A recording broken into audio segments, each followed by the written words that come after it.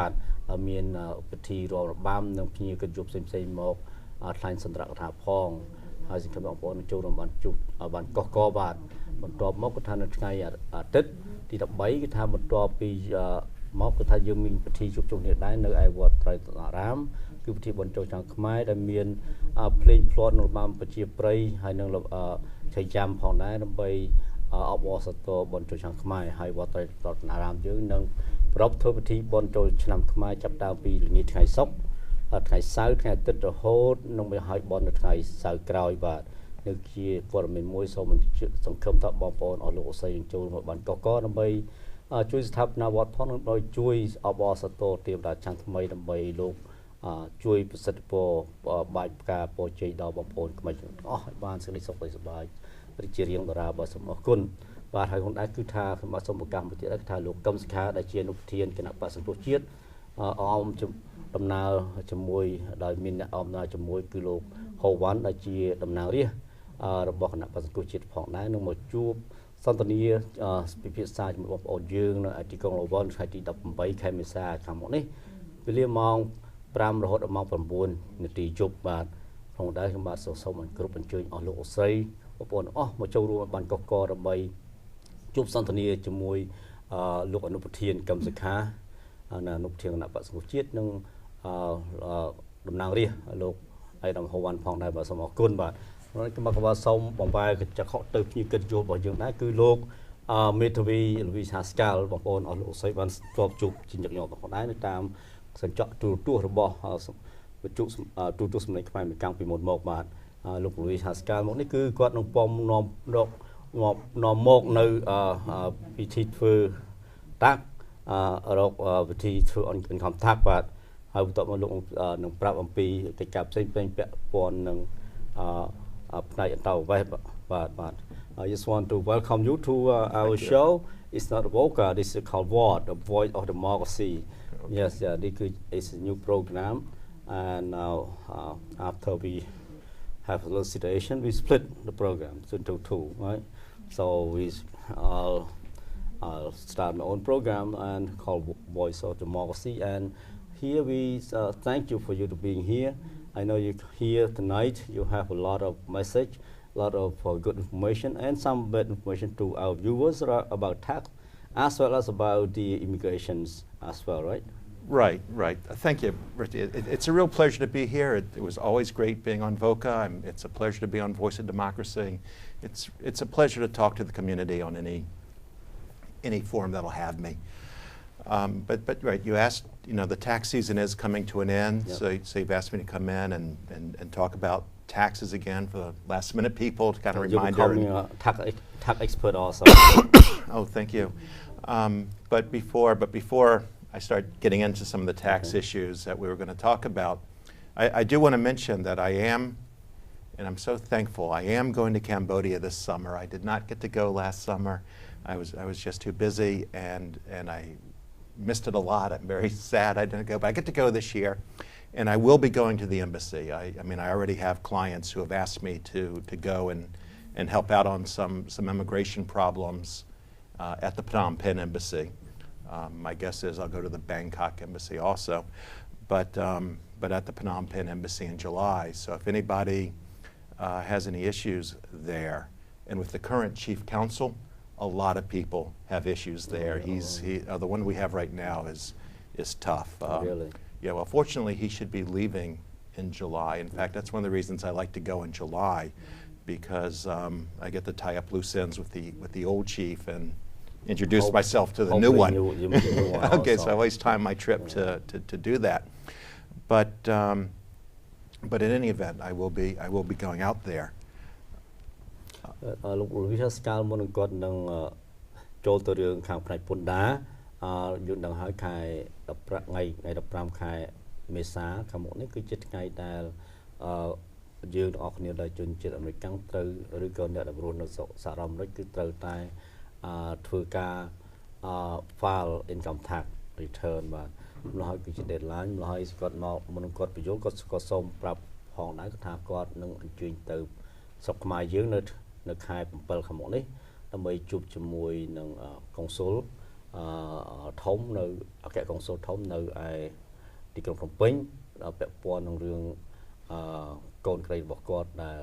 ត្រូវការធានាបងប្អូនពីស្រុកខ្មែរបាទហើយគាត់ថាកុងស៊ុលអគ្គកុងស៊ុលនៅភ្នំពេញគឺថា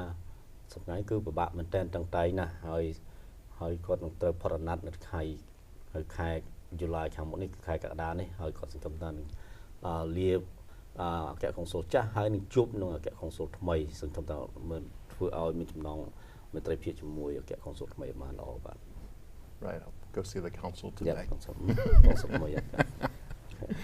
So, which one you want to start first? Okay. To begin with, there's something I want to talk about because it's very much on my mind right now. A client of mine came to see me this weekend,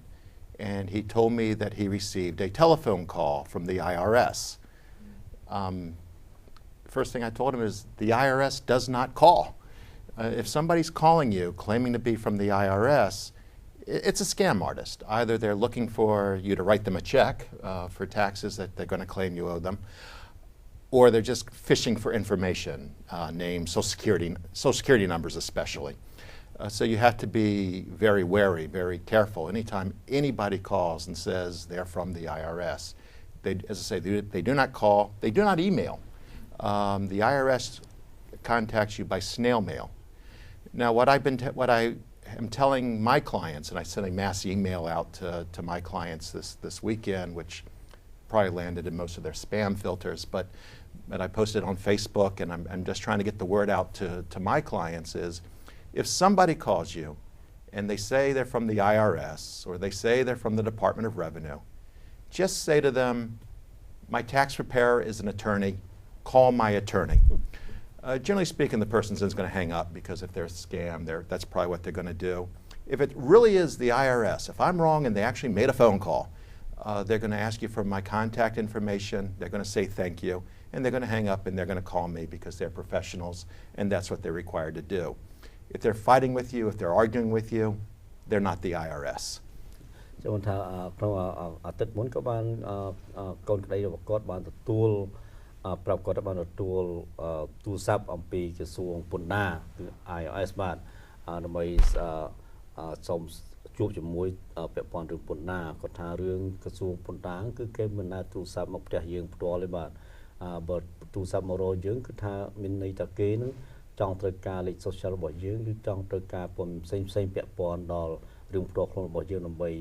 លួចយកព័ត៌មានរបស់យើងទៅប្រើប្រាស់ក្នុងវិធីណាមួយម្ល៉េះបើសិនជាមានគេថាទូរស័ព្ទមកចេញពីក្រសួងពន្ធដារក្រសួង IRS ហ្នឹងគឺថាសូមឲ្យប្រាប់គេថាឲ្យតាក់ទងជាមួយនឹងមេធាវីរបស់ខ្លួនយើងទៅម្ល៉េះវាបើថាគេអ្នកខ្លាយគេដាក់ telephone ចុះហើយបើសិនគេជាអ្នកមែនតើបើសិនគាត់ខុសវិញគេថាគេនឹងសុំទូរស័ព្ទលោកមេធាវីហើយគេតាក់ទងលោកមេធាវីផ្ទាល់តែម្ដងនេះគឺជាការមួយដើម្បីយើងជៀសវាងក្នុងការគេលួចខ្លាញ់បន្លំអត្តសញ្ញាណប័ណ្ណយើងដើម្បីលួចអាចលួចយកថវិកាយើងផ្សេងខ្លាញ់បន្លំយកព័ត៌មានផ្សេងនៅក្នុងប្រើផ្លូវខុសច្បាប់ក៏មានដែរបើសូមបងប្អូនប្រយ័ត្នបាទ And by the way, I'd also say to my own clients out there, if it really is the IRS, you shouldn't be talking to them anyway. Send them to me. That's what you have me for. So that's kind of the first thing. And I say that's just very timely to me because it just happened this weekend, and I'm still very angry that somebody is trying to scam a client of mine. As you know, April 15 is the tax deadline. And so everybody does need to get their taxes done. There is a second tax deadline that's coming up April 15, and that is for anybody looking to get a tax refund for 2010. I just want to mention this. You know, people can file their taxes late. And in fact, just today, somebody came in and we did his 2012 and 2013 taxes. If they file tax late, do they need to inform IRS also, or they don't have to? They don't have to. The IRS will know that it's the 2012 tax return and it's now 2014. Do they have any penalty if without informing the IRS if they file tax late? Well, it depends. The person, this guy's lucky. He's getting a tax refund. Okay. So the penalty is he waited a year to get his money. He's losing money. If he owed money, then yes, there would be a penalty for filing late. And actually they can get to be quite significant, quite large, these penalties sometimes. But the other penalty for filing late is if you file real late, and as I said, it's more than 3 years late, you lose your refund altogether if you're getting one. So this fellow who was filing his 2012s will get his refund. You know, and of course I asked him, have you done your 2010s and 2011s? But he already had, so I don't get to do those. But after April 15, you can no longer get a 2010 tax refund. So for example, right now you can still do your 2009s. You still get to pay the tax if you owe it, but if you're supposed to get a refund, you can't get a 29. Cannot refund, for 2009 but you can now. Pay. But you can pay. Oh. But you can still get your 2010, but that will no longer be true after April 15. So only 2 years that you can get refund back. 3 years. 3 years, okay. 2010, 2011, and 2012. To repay back, take years, that's fine. They'll always take your money. Penalty. បាទចឹងគាត់ថាបើសិនបងប្អូនយើងណាដែលមិនបានធ្វើការពេញតម្រង់បងតាក់ឬក៏យកតាក់ហ្នឹងគឺថាសូមអញ្ជើញធ្វើបានរួចរាល់នៅមុនថ្ងៃទី15ថ្ងៃទី15ខែមេសាគឺជាថ្ងៃបង្ហើយហើយបាទហើយជួនកាលទៅបងប្អូនយើងដែលមិនបានបងធ្វើតាក់ហ្នឹងគឺថាជាងនៅតែមានសិទ្ធិធ្វើណាបើថាយើងបើខាង iOS ខាងក្រសួងបណ្ណាជំពាក់លុយយើងគឺថាយើងក្នុងរយៈពេល3ឆ្នាំយើងអាចធ្វើតាក់ទៅយើងអាចបានលុយវិញក៏តែបន្ទុកពី3ឆ្នាំទោះបីយើងគេជំពាក់លុយយើងក៏យើងមិនអាចទទួលលុយដែលគេជំពាក់បានដែរអញ្ចឹងគេអាចទុកឱកាសយើង3ឆ្នាំណាក៏តែបើសិនយើងជំពាក់លុយតាក់វិញគឺថាប្រហែលឆ្នាំគេតាមទាយកទៅបានដែរនេះគឺជាការមួយដែលយើងត្រូវតែប្រុងប្រយ័ត្នបាទ Now, the other big issue that comes up this time of year is what do you do? April 15 is coming up. You know you're going to owe the IRS money. You may even know you're going to owe them a lot of money. And you do not have the money to pay them. Most of the time, I recommend to clients that they file the tax return April 15 and pay what they can when they can. I say most of the time because just today, okay. I recommended to a client that they actually filed for an extension to October 15 and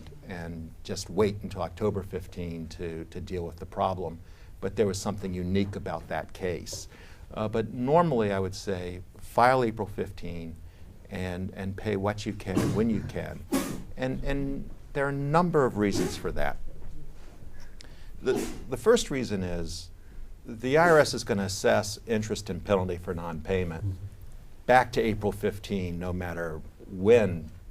the process begins. But if you have not filed your tax returns, they're also going to tack on penalties for not having filed when you were supposed to file. So now you wind up owing even more. The other part of it is, in my experience,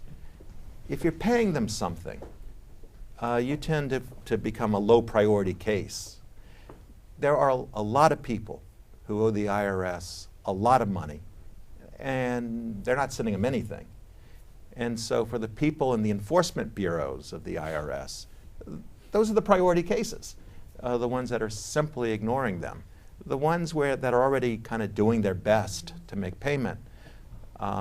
tend to fall away anyway. So those are reasons that I would tend to recommend that. But there's another reason that I'm very sensitive to because of my bankruptcy practice. There is an ambiguity in the law. The law is very unclear on this point. A number of judges have ruled, half have ruled this way, half have ruled that way. It's going up on appeal. We don't know. Bankruptcy. In bankruptcy. But taxes, personal income taxes. Personal income taxes can be dischargeable in bankruptcy, can be wiped out in bankruptcy if the tax is more than 3 years old and the tax return was filed more than 2 years ago.